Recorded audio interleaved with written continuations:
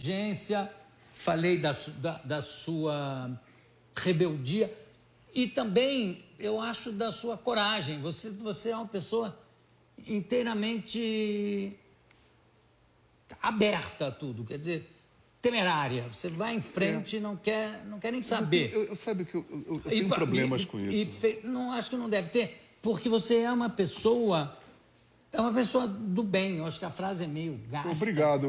Mas eu é acho uma pessoa do bem também, sabe? Né? Você me suspeito para falar isso mesmo. Mas eu acho isso. Agora eu vou te confessar uma coisa. Essa coisa que eu falo, eu penso que se eu tivesse uma disciplina... Aquela coisa, a gente quer ser cool, né? Porque cool é muito assim, meio Johnny Depp, né? Você fica... Pô, tudo que eu queria era ser cool. Respira aí. Blazer, bibi. Eu não sou assim... Um destemperado. Falo destrambelhadamente. Mas não é. Você não é... Esse destempero que você fez agora é falso. Você não é uma caricatura, é é apenas uma sublinhação daquilo que eu faço. Realmente. Mas o que eu quero dizer é isso. É que eu fico... assim, com alguma coisa, eu fiz muita análise. Você fica indignado, vamos dizer. Mas, ao mesmo tempo, não é só isso, não. Eu vou te dizer uma coisa mais específica. Eu era reativo. Reativo era a palavra. Por isso que eu me tornava uma pessoa muito previsível para os jornalistas. Era só me cutucar que eu ia reagir. Eu tinha isso. E muito, sabe por quê? Mas isso não é bom? Mais ou menos. Sabe por que era assim? Como era um pele... e ficava e levava porrada, aí de repente comecei a tocar bateria, de repente devo ter dado um esporro em alguém, colou. Aí eu fiquei dando esporro em todo mundo, pronto. E esse esporro, de uma certa forma, ele foi produtivo, na medida que ele me protegeu de ser um pé que é muito mais humilhante do que você ficar dando esporro nas pessoas. Mas, ao mesmo tempo, dar esporro indiscriminadamente em todo mundo, com uma proteção, com uma barricada, que era mais ou menos aquilo que eu me sentia, eu pensei assim, eu vou fazer meditação, falando sério, sabe? Você chegou a fazer? Fiz. Fez meditação? Fiz análise, fiz anos de análise, sabe? E pensando assim, não queria almejar ser o cool feito Johnny Depp, mas, dá uma debreadinha pelo menos, entendeu? E eu fui começando a conseguir, sabe? Porque eu pensei assim, eu sou um cara afetuoso, eu tinha medo de chegar e, oi, querido, sabe? E levar um cascudo, você tá entendendo? Mas aí eu discordo pelo seguinte... desde que eu te conheço, eu sempre achei você muito afetuoso. Mas você... Mesmo nas manifestações mais violentas, as declarações mais terríveis, que poderiam parecer terríveis, mas você sempre tinha uma manifestação de afeto paralela a isso. Eu acho que as pessoas que estavam mais próximas, por exemplo, Cazuza... era um cara que me defendia muito. Era engraçado que ele falava assim, o Lobãozinho é um cara, é um amor de pessoa, ele é bem educado. E eu achava isso uma gracinha, porque era isso. Porque, na verdade, eu era um cara... Tem essa coisa que eu sou um cara amoroso, etc e tal, mas eu sempre tive que me revestir de uma carapaça sempre muito mais, assim, eu sou o mal, para poder me defender, assim, a priori das coisas, entendeu? Hoje em dia eu penso que, a priori, eu não preciso me defender. Eu posso hoje em dia, dar um lastro. Tipo assim, peraí, eu posso dar um aperto de mão, alô, tudo bem. Claro que se der uma bordoada, eu vou dar duas. Mas aí já tem uma opção, já é uma coisa mais, eu acho que é mais legal, mais cool. Sabe? É mais cool. E eu acho Como é que é o Johnny Depp? Faz o Johnny Depp pra mim cool.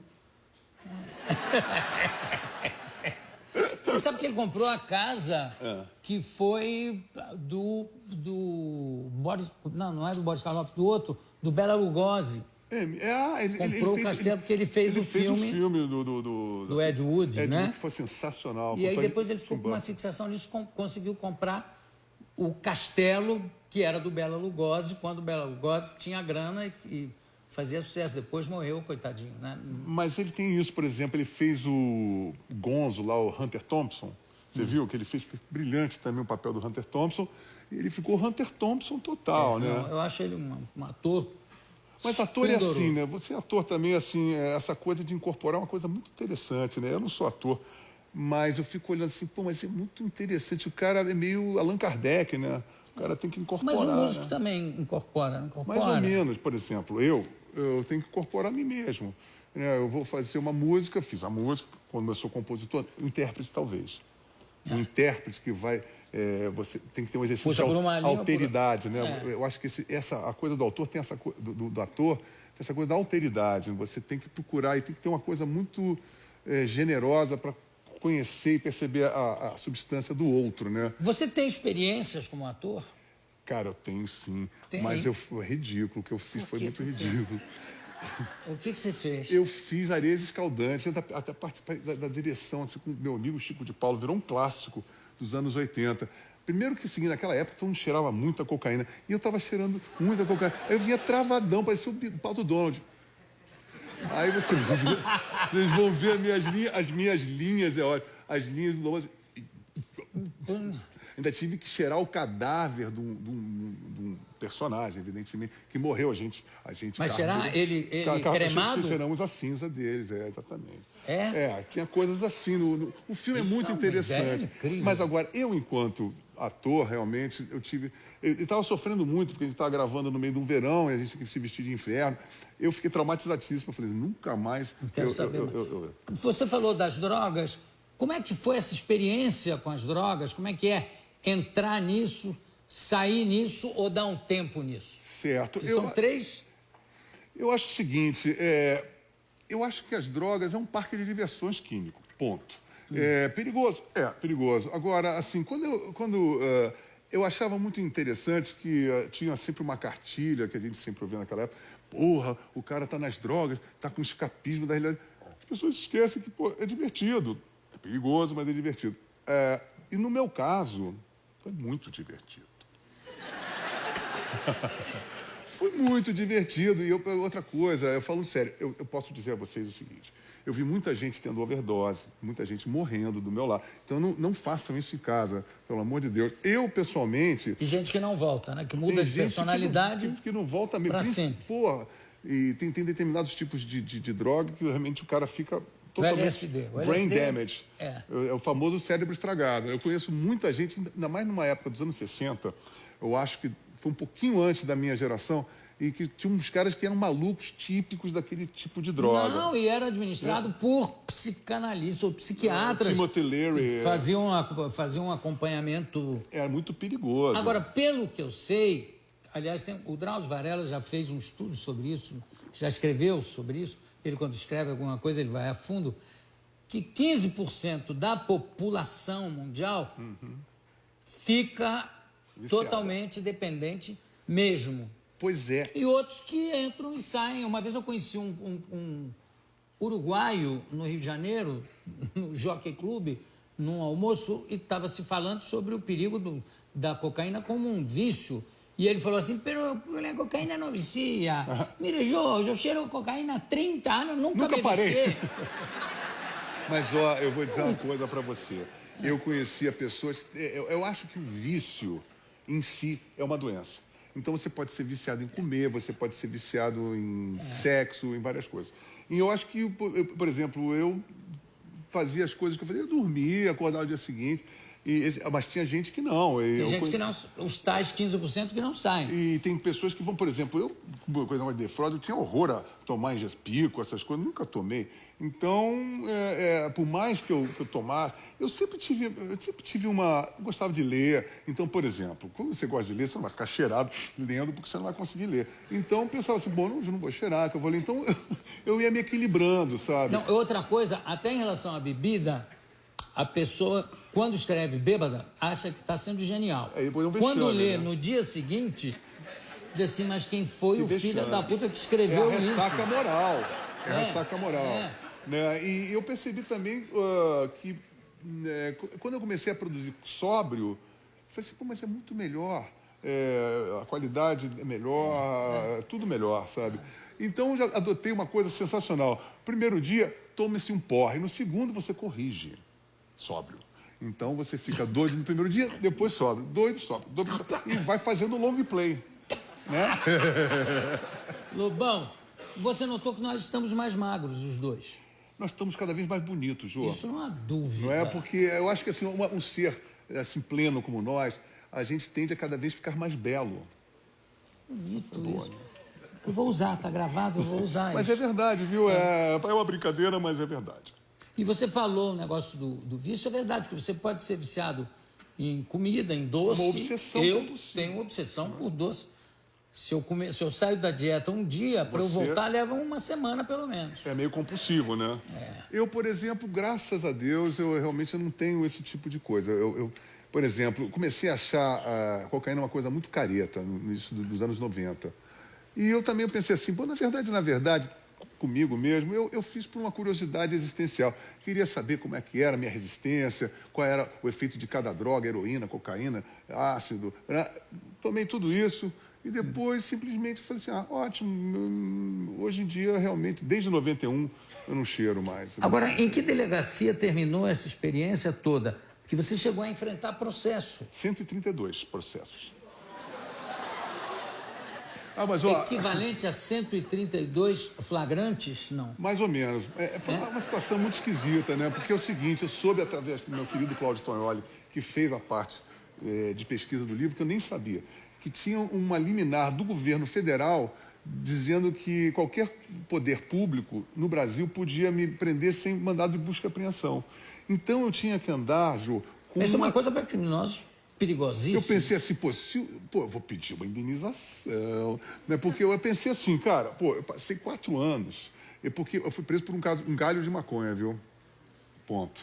Um galho de maconha. E aí começaram a me perseguir, feito louco, cara. Um galho, o que é um galho de maconha? Um galho é um galho, literalmente assim, me procuraram. O que você tem? Um galho. Aí eu tinha um galinho, porque eu tinha consumido uma berlota e sobrou o galinho. Então, Mas qual é o tamanho desse galho? O galinho podia ser assim, mas... Uma coisa assim. E outra coisa, infumável, porque se você fumar, você vai morrer de dor de cabeça. O galho não tem barato nenhum. Mas os caras pegaram esse galho e, com isso, eles fizeram um cavalo de batalha. E, o livro diz todo o processo que é surreal. Agora, eu parava em cada lugar e tinha o pior. E falavam, quer dizer, o galho deu o maior galho. Deu o maior galho, o que é pior. Assim, as pessoas... O que eu ficava mais puto era o seguinte, eu ia fazer o show... E o poder público, a polícia do Exército, a polícia militar, a polícia que estava lá, eles descontavam no público. Por exemplo, teve uma vez, essa história é muito interessante, eu estava de tipóia, porque eu tinha quebrado o braço, aí eu botei a tipóia verde e amarela, tipo tarja presidencial, aí eu botei uma tarja presidencial de tipóia, aí fui fazer um show lá acho que foi em Cascavel. Aí cheguei lá, eu sou um cara pontual, 9h30, vamos fazer o show. Não pode, porque a polícia do Exército estava fazendo uma operação pente fino, nos populares, e tinha a polícia feminina que estava fazendo exame ginecológico das meninas, cara. Você Na imagina? plateia, isso? Na plateia. Isso acontecia muito. Aí eu fiquei, não sei o que aconteceu, me baixou um espírito jocoso de general von se fuder. Eu peguei. Como é o nome do general? Von se fuder. General von se fuder. Aí, alemão.